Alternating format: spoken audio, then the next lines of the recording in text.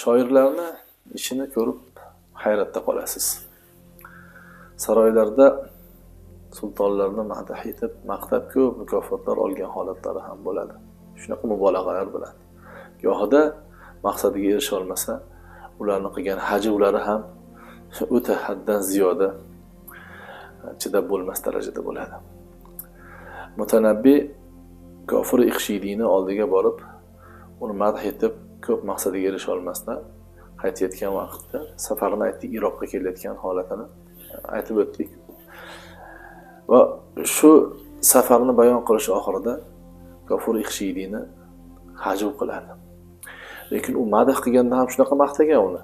Hali unga borgan vaqtda, ya'ni men qancha odamlar ota-bobomni pushtidan kelyapman, asli shu vaqtga, shu zamonga kelib tug'ildim. Asli shu kelayotgan davrimdayoq sizga uchrashishni orzu qilardim deydi.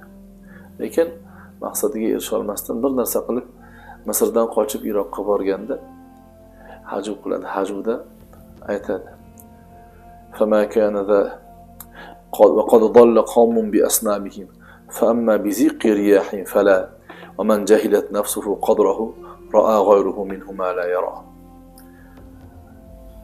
Ya'ni bir qavm sanamlarni ko'rib adashdi.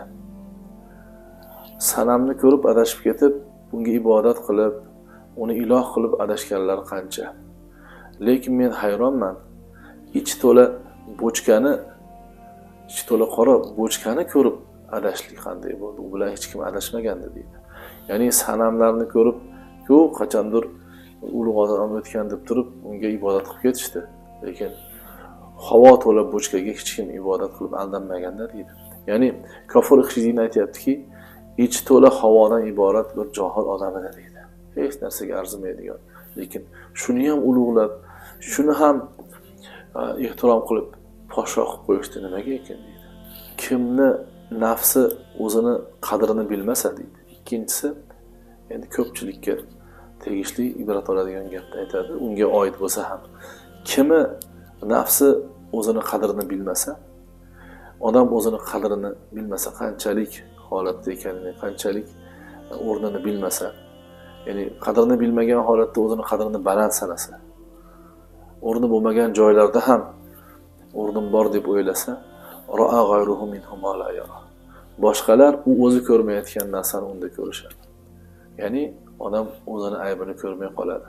Haqiqiy qiymatidan ko'ra baland baholaydiganlar o'zini aybini ko'rmay qoladi. Lekin boshqalarga sharmanda bo'ladiki, boshqalar undagi kamchiliklarni ko'rib turadi, o'zi ko'ra olmaydi. Bu esa inson uchun sharmandagachilik keltiradigan holatlardan biri.